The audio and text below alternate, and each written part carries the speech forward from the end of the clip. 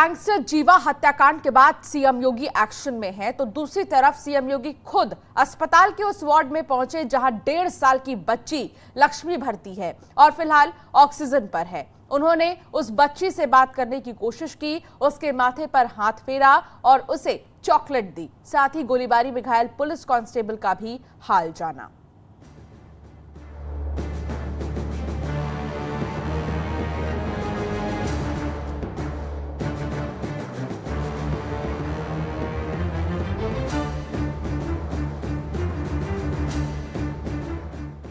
Court में जज के सामने गैंगस्टर के मर्डर से मानो सवालों की झड़ी लग गई हो। सवाल कोर्ट परिसर में सुरक्षा को लेकर, पुलिस व्यवस्था को लेकर और बिना बुलेट प्रूफ जैकेट कोर्ट में पेश करने को लेकर। सवाल कई हैं, लेकिन जिम्मेदार के पास जवाब नहीं। अगर कुछ है तो चुप्पी। लेकिन सीएम योगी इस घटना के बाद एक्शन मोड में हैं और घटना के तुरंत बाद उन्होंने एसआईटी जांच के आदेश भी दे दिए।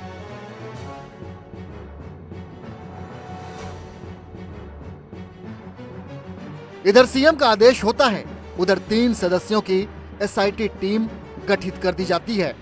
और न केवल एसआईटी गठित होती है, बल्कि सीएम की सख्ती के बाद देर रात ही ये टीम काम में भी जुट जाती है। हर अपराधी पर कड़ी कार्रवाई हो रही है। कोर्ट में गोली चली है, उस प्रकरण की जांच हो रही है। जो भी अपराधी होंगे कड़ी कार्रवाई होगी, बख्शा नहीं जाएगा। नहीं, देखिए, पुलिस की सुरक्षा में इस प्रकार की हत्या की घटना निश्चित तौर से सरकार के लिए भी चिंताजनक है, पुलिस के लिए भी चिंताजनक है और इसको बहुत गंभीरता से लेकर के उसकी एसआईटी गठित हुई है, उसकी भी जाँच हो रही है। और यहाँ इलाहाबाद की प्रयागराज की जो घटना है उस पर भी एसआईटी भी है, आयोग भी है, पर जाँच चल रही है। जांच का सच सामने आएगा। इस प्रकार की घटनाओं पर रोक लगाया जा सके, इसके लिए पूरी ताकत सरकार लगाएगी, पुलिस पूरी सतर्कता बरतेगी। कोर्ट के अंदर मर्डर ने सबको परेशान कर दिया। यहां तक मुख्यमंत्री से लेकर दोनों डिप्टी सीएम भी घटना से हैरान हो गए। और हैरानी इस बात से और बढ़ गई कि जिस वक्त जीवा पर गोलियां बरसाई जा रही थी, उसी दौरान एक बच्ची और सिपाही को भी गोली लगी, जिसे अस्पताल में भर्ती करवाया गया है। और सीएम योगी खुद उनका हाल जानने मौके पर पहुंचे। मुख्यमंत्री योगी के आदेश पर एसआईटी जांच में जुट गई है, तो दूसरी तरफ जीवा की पोस्टमार्टम रिपोर्ट भी सामने आई है। संजीव जीवा को 6 गोलियां लगी। गोलियां शरीर के आर पार हो गई। गोलियां उसकी पीठ की बाईं ओर लगी। जीवा के शरीर को भेदते हुए सिपाही को लगी। शरीर को भेदते हुए बच्ची को भी गोली लगी। लखनऊ कोर्ट में जीवा को गोली मारने वाले शख्स विजय ने बिल्कुल शार्प शूटर की तरह हमला किया। उसका निशाना इतना सटीक था कि उसके रिवॉल्वर से चली सभी 6 गोलियां संजीव जीवा के शरीर को भेदते हुए आर पार हो गई, जिसका पोस्टमार्टम में भी जिक्र है। जरा सोचिए, जिस लड़के के खिलाफ कोविड-19 प्रोटोकॉल के उल्लंघन का केस हो और एक लड़की को घर से भगाने का केस दर्ज हो, उसने एक कुख्यात गैंगस्टर को मौत की नींद सुला दिया। सीधे हम इनसे बातचीत करेंगे कि क्या कुछ था, कि किस तरीके से वारदात हुआ। आप वहां पर उस वक्त मौजूद थे। सबसे पहले तो अपना नाम बताइए और क्या हुआ, सिलसिलेवार तरीके से बताइए। आपकी तबीयत अभी कैसी है? तबीयत ठीक है। लाल मोहम्मद नाम है मेरा। कहाँ कहाँ आपको गोली लगी? ये पैर में लगी है, एक जगह लगी है और दूसरे पैर में एक जगह लग गई। पूरा मामला, जब संजीव पर हमला हुआ उस दौरान आप कहाँ थे? उस समय हम उनकी पेशी कराने के लिए कोर्ट लेके जा रहे थे। आप मतलब बाराबंकी से यहाँ पहुँचे थे? नहीं। हाँ, हमारी ड्यूटी लगी थी उनकी पेशी कराने के लिए, तो हम लोग पेशी कराने के लिए कोर्ट लेके जा रहे थे। और जैसे ही कोर्ट वाले गेट के पास पहुँचे, बस अचानक गोली चलने लगी। दरअसल पुलिस सुरक्षा में ही अतीक अशरफ जैसा कांड होने के बाद कई सवाल उठने लगे हैं। आखिर कैसे पुलिस की नाक के नीचे इतने बड़े हत्याकांड को अंजाम दिया गया? कैसे जीवा पर कोर्ट के अंदर ताबड़तोड़ गोलियां चली? और कैसे पुलिस घेरे के बावजूद एक मासूम बच्ची को गोली लग गई? जो वहां मौजूद तमाम वर्दी वालों से, तमाम देशवासियों के सवाल हैं, लेकिन जवाब की उम्मीद शायद तनिक भी नहीं। Bureau report, news 18।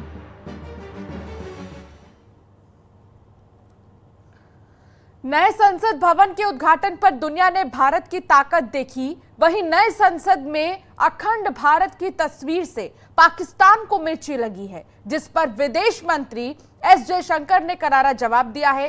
विदेश मंत्री एस जयशंकर ने कहा कि भारतीय संसद में लगाई गई अखंड भारत की तस्वीर अशोक साम्राज्य की सीमा को दर्शाती है। पाकिस्तान इस बात को नहीं समझ सकता है क्योंकि उसके पास समझने की शक्ति ही नहीं है।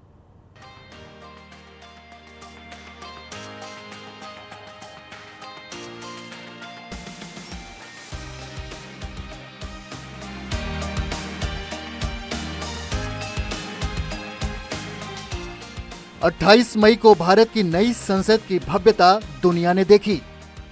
संसद के अंदर और बाहर की कला और तकनीकी का लोहा दुनिया ने माना। वहीं पाकिस्तान को इस नई संसद से मिर्ची लग गई। भूखा नंगा पाकिस्तान भारत की गौरवशाली इमारत को देखकर जल भुन गया है। तभी तो पाकिस्तानी विदेश मंत्रालय ने बयान जारी कर कहा कि भारतीय संसद की नई बिल्डिंग में दर्शाए गए कथित अखंड भारत में पाकिस्तान को भी दिखाया गया है। ये बदनीयती है जो इंडिया की विस्तारवादी मानसिकता को उजागर करती है। अब पाकिस्तान को कौन समझाए कि भारत अपनी परंपरा और संस्कृति को लेकर हमेशा सजग रहता है। भारत की नई संसद भी उसी परंपरा को लेकर बनाई गई है। पाकिस्तान की आपत्ति पर भारत के विदेश मंत्री एस जयशंकर ने करारा प्रहार करते हुए कहा कि पाकिस्तान की नासमझी का कोई जवाब नहीं है।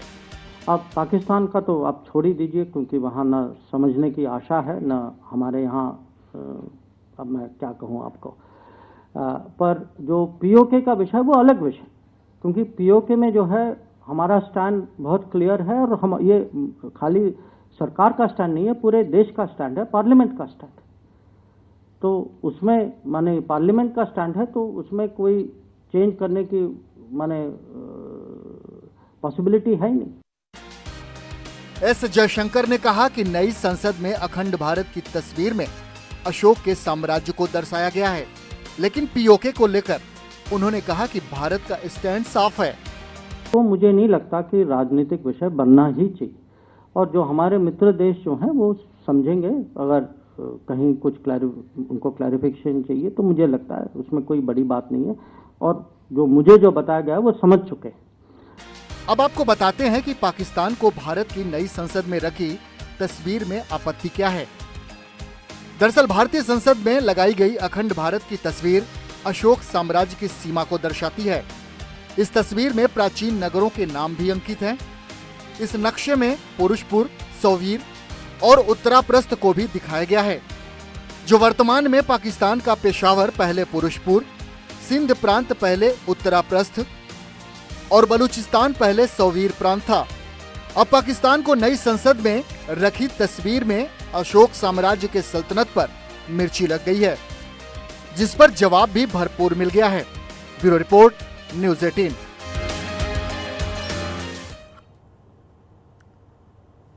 इन दिनों लव जिहाद का